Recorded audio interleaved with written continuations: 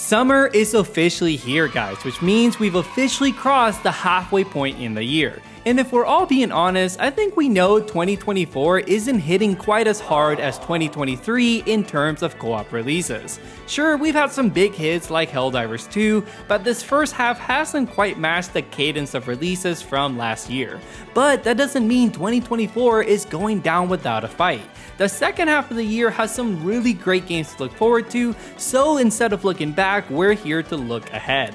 We've compiled 10 of the most anticipated co-op games plus some honorable mentions, all of which we'll list here in chronological order. If we miss any games, sound off in the comments below. That's enough preamble though, let's take a look at the best co-op games still coming in 2024. Quite literally any day now, we're going to get the early access release of Hyper Light Breaker, and it's got me nervous for my own schedule. Because this is definitely one game and I will be hopping in on day one, even with that early access label. Hyper Light Breaker is from the developers behind Hyper Light Drifter and Solar Ash, two indie titles with a strong sense of style, movement, and storytelling. So to see the devs switch to a cooperative roguelite in the vein of Risk of Rain 2 is a surprise, albeit a very welcome one. The gameplay combines slick third-person shooting and melee combat with hoverboard-led traversal, which on its own is sick, but it also has tough boss battles that you'll have to tackle towards the end of a run that'll really challenge your group. We still don't know too much of what progression and upgrades will look like both in and out of a run, but I have faith the team at Heart Machine has taken their time to deliver what we'd want.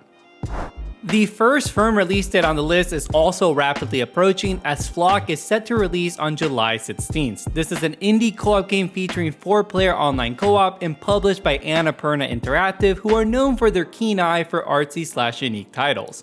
Flock definitely fits the bill, as the first thing that caught our attention is the incredible art design and color palette on display. The game revolves around collecting these flying creatures and thus growing your flock, hence the name. There's ultra rare birds to find too, so it's kind of like a creature collecting game, and overall seems like a super chill experience. Not every co-op game has to be about putting builds together or executing combos. I actually think this game will be perfect for more casual gamers, and also one of those games that you just throw on to simply catch up with your friends. It's coming to PC, PlayStation, and Xbox, and we'll be diving into it right at launch, so you can look forward to a video on Flock soon after. Gabe and I had the opportunity to preview Cat Quest 3 just a couple of months ago, and if I'm being totally honest, I wasn't entirely sure I wanted to. Sure, the cats are cute and the visuals were impressive in this third iteration, but it seemed like a game built more so for baby gamers than a couple of guys who grew up cutting our teeth on From Software. My friends, I could not have been more wrong. Cat Quest 3 is an incredibly solid and impressive RPG with fast-paced isometric action and gameplay layered on top of a well-written story and fleshed out world. You'll actually be differentiating your character depending on what armor, weapons, and spells you equip, a total surprise to me. Plus the side quests actually reward you with meaningful items and upgrades. And when I say well written out, I'm not saying the lore is deep here, but it's actually really funny and kept us engaged while we were playing. Our short 2 hours with it were a blast, and has put Cat Quest 3 as a day one must play for the bros.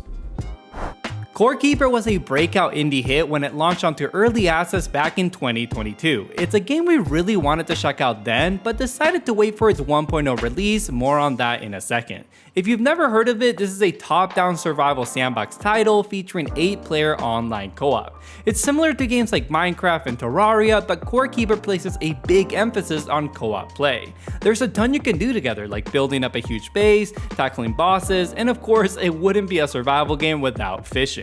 Since its early access launch, they've added new biomes, seasonal events, new bosses, and much more. It's been a long road for Core Keeper, but the end is finally in sight as the game is leaving early access and launching on all consoles on August 27th.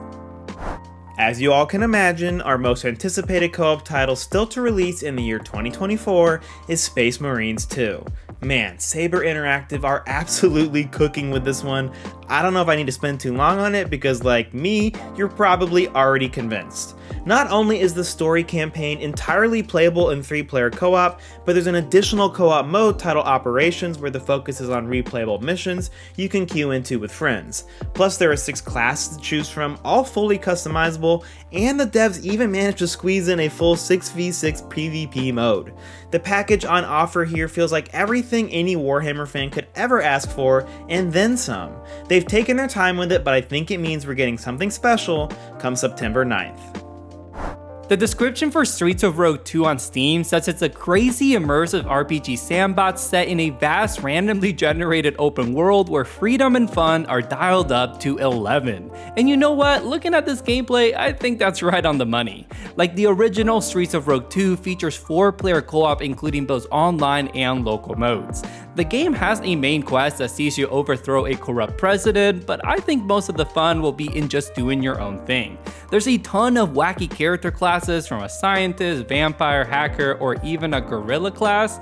Honestly, the first time I saw this game, I was already sold. It looks like a ton of fun with friends, and we don't have to wait long to dive in as the game is releasing exclusively on PC on September 9th. About a year and a half ago, Gabe and I hopped into the early access launch for Ravenswatch, a roguelike top-down action game from the creators of criminally underplayed Curse of the Dead Gods.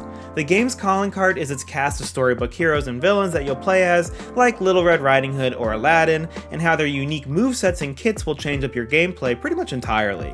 Each run sees you on a timer as you try to power up as much as possible for a boss fight that will lead you into the next chapter. Gabe and I loved what we played, even if at the time it was clear we needed to wait for the 1.0 to have a full experience. The good news is their roadmap to 1.0 is finished with only a Q3 release date needed to set the stage for us to finally return and check out the game in its entirety, and I think it's gonna be special.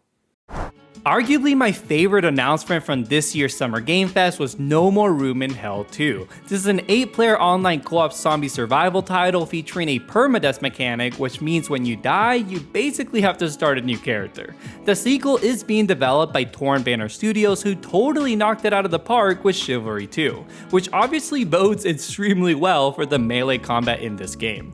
I'm super impressed with the look of everything here, definitely a huge glow up from the original title. There's a lot more I could talk about, from the mission structure or how you spawn at different areas of the map, so if you're interested in this one, I suggest you check out their developer overview trailer to learn more. No More Room in Hell 2 has the best release date on this list by a mile, as it's launching onto early access this Halloween. I genuinely couldn't pick a better date, hats off to their publishing team. Coming during the holiday period of 2024, which means somewhere in the November to December range, we have LEGO Horizon Adventures. Now we're gonna put the why did they choose this IP discussion aside, we've already had it before. Let's just talk about how this looks from a co-op perspective. First off, it's the first LEGO game, maybe ever, correct me in the comments, to offer both local and online co-op, which I really love. It's also going for less of a split screen approach we saw in the latest and excellent LEGO Star Wars title from a few years ago. The action on display looks like a ton of fun, and there's also a base building mechanic that I'd really like to see more of. Does that carry over to each person's game when playing online? Hard to say. What's that sort of cross progression gonna look like? Overall, I think the visuals are a huge bonus too. We've never seen the IP LEGO games go for a fully bricked out world, and the details are impressive to say the least. Gabe and I are genuinely excited for this. We're both Horizon fans. This looks like a fun time. We may have questions, but I think it still deserves a good nod here on this list. The last game on this section is right up there with Space Marines 2 as some of our most anticipated titles, but sadly it does not have a firm release date as of yet. We got the chance to play this one ourselves as part of their open beta last month, and let me tell you, we came away absolutely obsessed with 33 Immortals. The game lives up to its name as it indeed features 33 players fighting across individual maps in order to face a big boss. To be clear, you only party up with 2 other players in online co-op before linking up with others in a large lobby. Part of what makes 33 Immortals pretty great is how good it feels to play. Movement is stellar, and each class has distinct abilities with some great animations. The gameplay loop of clearing chambers, upgrading your character, and trying to stay alive long enough to see the world boss is one of the best loops we've experienced this year. If any of this piques your interest, definitely check out our preview on the game. 33 Immortals is slated to launch onto early access on PC and Xbox consoles with a day 1 Game Pass release sometime this year. For the honorable mentions section, we have a few games that we're not personally as excited for, but still we wanted to add it to help you get a good idea of what the year has in store. At the end of this month, we get Earth Defense Force 6, which will include local 2-player co-op and 4-player co-op online. Then in early August on the 13th, we get the early access arrival of Stormgate, a free-to-play RTS that you can go through entirely in online 3-player co-op. And later in the year, we have the first major DLC for Diablo 4, The Vessel of Hatred, which we both plan on hopping into if we have the time.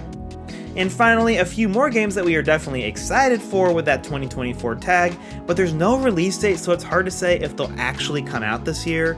This includes the early access launch for Windblown, the next roguelite from the Dead Cell creators, early access launch for Farah the Sundred Tribes, a Monster Hunter town builder that looks very ambitious for an indie team, and lastly Towerborn, a 3-player action-adventure title coming directly to Xbox Game Pass when it eventually releases. Alright guys, that's all we got for you. Hopefully you come away from this just as stoked for the second half of the year as we are. If there's a game that you think deserves a spot on this list, sound off in the comments below. And be sure to subscribe so you don't miss any upcoming content on these games, as we'll be doing all sorts of previews and reviews as we get closer to all of these release dates. Be sure to follow us on our socials, as we're posting more and more shorts/reels these days. Lastly, a big thank you to our Patreon producers who help us keep the channel running. We'll catch you next time on another episode of the Co-op Bros.